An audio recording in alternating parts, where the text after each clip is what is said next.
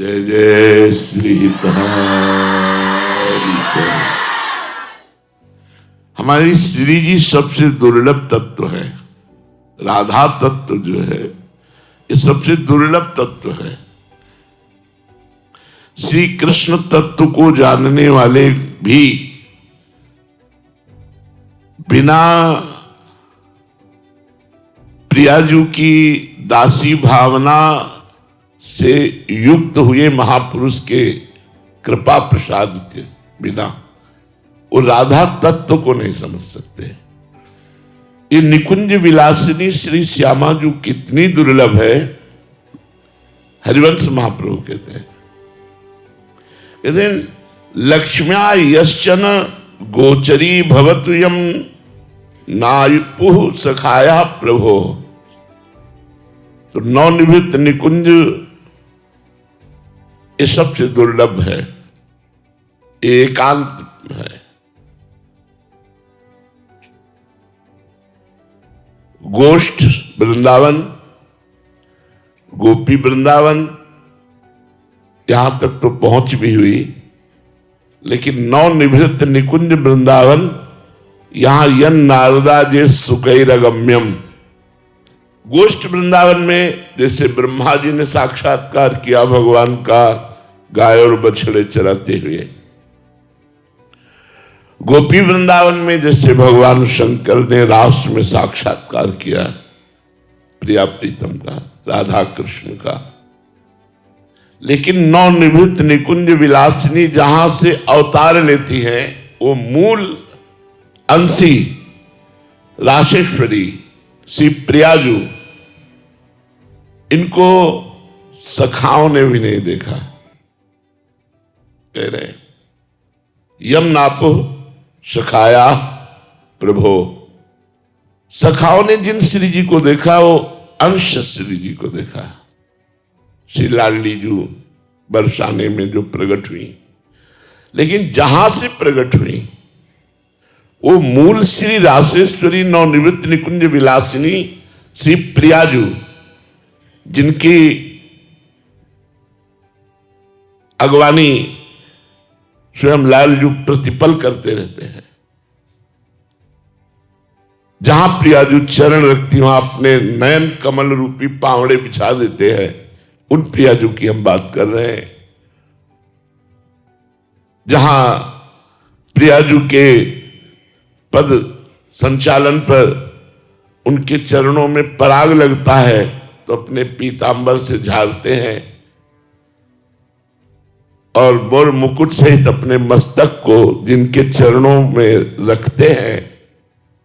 हम उन प्रियाजू की बात कर रहे हैं, अपने घर के हैं इसलिए चर्चा कर रहे हैं।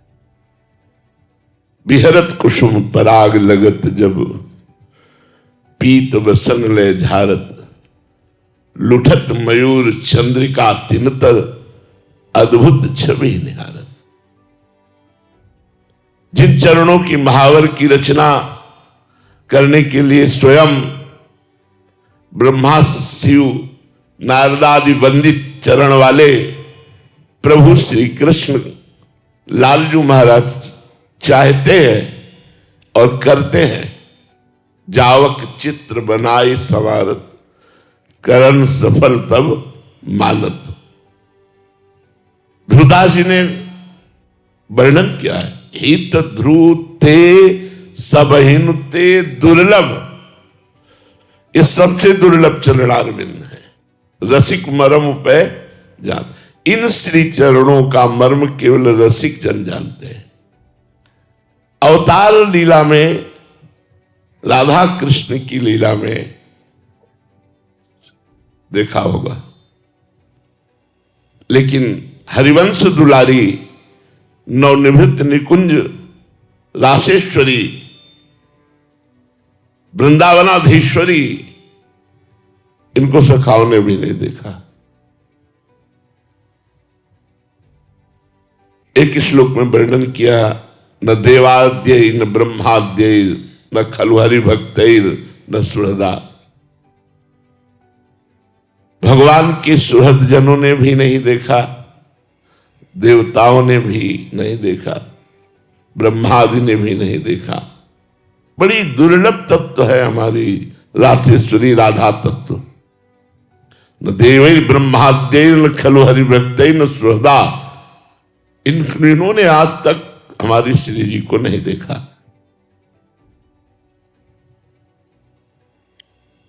संभाव्योपि विरंचि नारद शिव स्वयं भुवाद्यैर्नय, संभव ही नहीं है इन महापुरुषों के लिए श्री जी का दर्शन। कितने सौभाग्यशाली हम सब हैं कि मुनि श्री जी के शरणागत है। वो हमारी स्वामिनी है। हम ठसक से कहते हैं कि हम जैसे भी हैं अपनी लाडली जी के हैं। ब्रह्मा संपूर्ण चराचर जगत के रचयिता हैं। कौन सी ऐसी जगह है जो उन्होंने रची ना हो? लेकिन ये वृंदावन ये ब्रह्मा के द्वारा रचित नहीं है। हरिराम व्यास जी ने वर्णन किया है। ये शेष के फण में रखी हुई भूमि पर विराजमान नहीं है। ये सूर्य और चंद्र से प्रकाशित नहीं है। ये अलौकिक है, स्वयंभू है, स्वयं प्रकट हुआ वृंदावन है। इसलिए स्वयंभू ब्रह्मा जी का भी अभी तक दिव्य वृंदावन जो प्रियाजू की निकुंज वाटी है उसका साक्षात्कार नहीं हुआ। संभाव्योपि विरंचि, ये संभावना भी नहीं कर सकते। संभावना का मतलब होता है लौकिक शब्द में कल्पना। जैसे ग्रामीण आदमी हवाई जहाज खरीदने की संभावना भी नहीं कर सकता, ऐसे ब्रह्मा जी नवनिर्मित निकुंज में श्री जी के दर्शन करने की संभावना भी नहीं कर सकते। नहीं कर सकते, नहीं प्रवेश है। संभाव्योपि विरंचि, नारद रूप में नारद जी का प्रवेश कहीं भी वाणी जी में नहीं लिखा। संभाव्योपि विरंचि नारद शिव, राधा कृष्ण की लीला में शिव जी का प्रवेश है। जन्म में, रास में, अन्य में। नवनिवृत्त निकुंज में कहीं भी नहीं आप वाणी जी में पढ़ेंगे। यो वृंदावन नागरी पशुपति स्त्री भाव लभ्या कथम, राधा माधव योर ममास्तु सरहो दास्याधिकारोत्सव। कह रहे जो श्री वृंदावन की प्रियाजू है, श्री वृंदावन की प्रियाजू, केवल वृंदावन की, यदि वृंदावन मात्र गोचरम हो,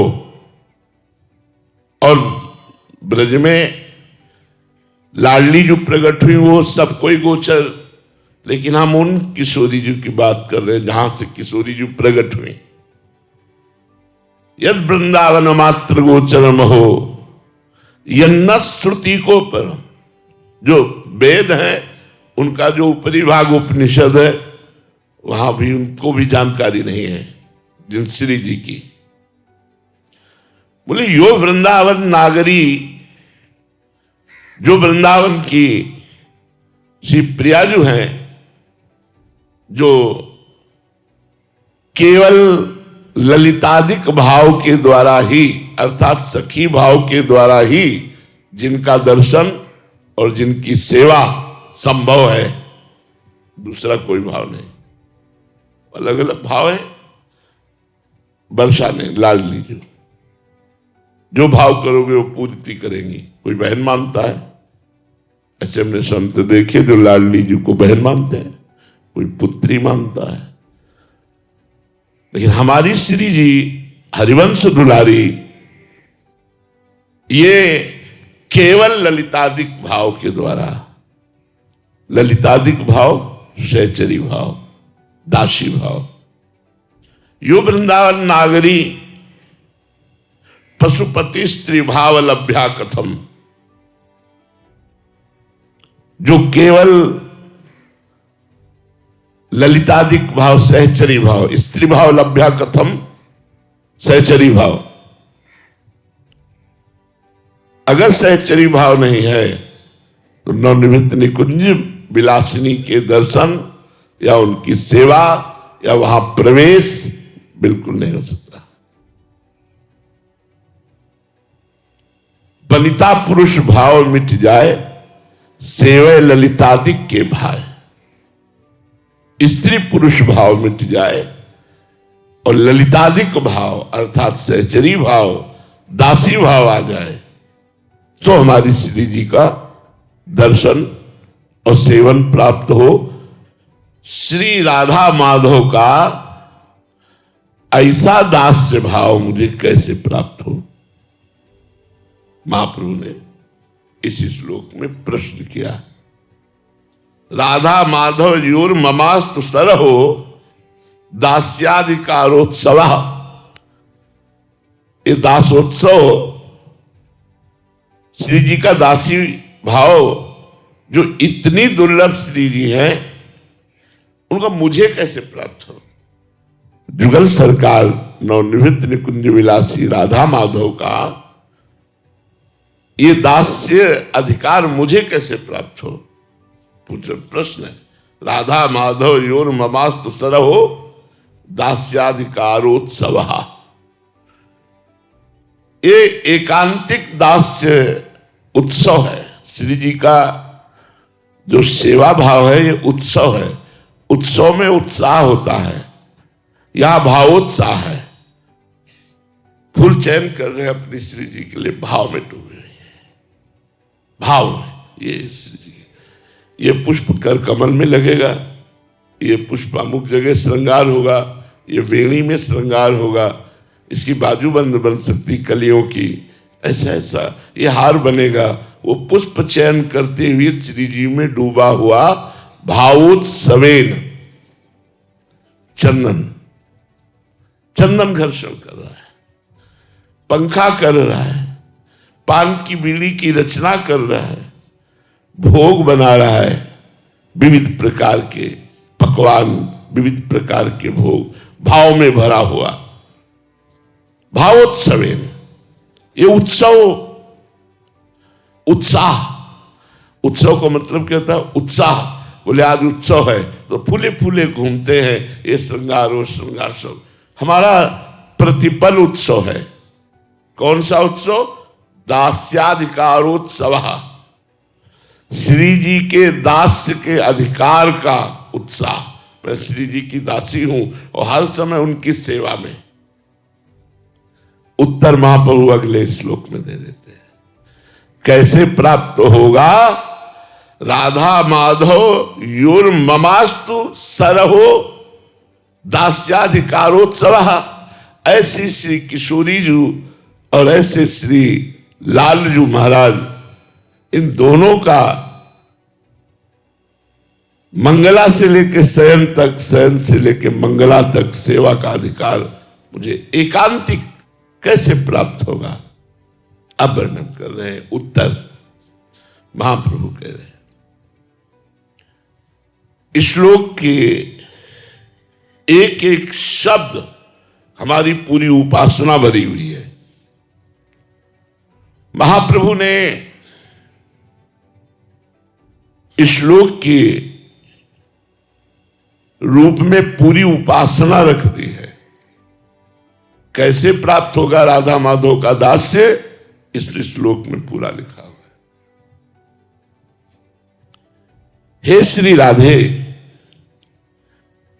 रस दे, रस दान करने वाली। मैं तन से, मन से, वाणी से और स्वयं से, ये अलग है चीजें। स्वयं और तन मन वाणी ये अलग चीज है।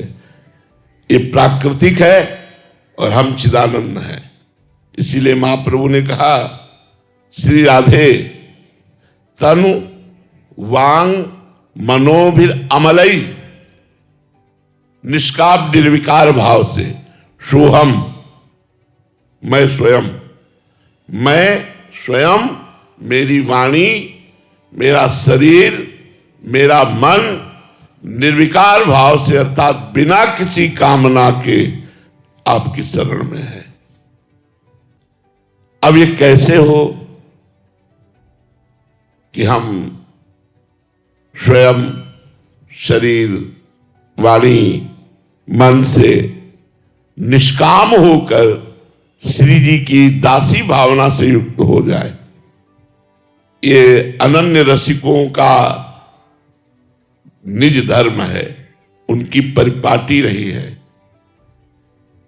कि श्री जी के जूठन के सिवा उन्होंने और कोई जूठन नहीं पाई।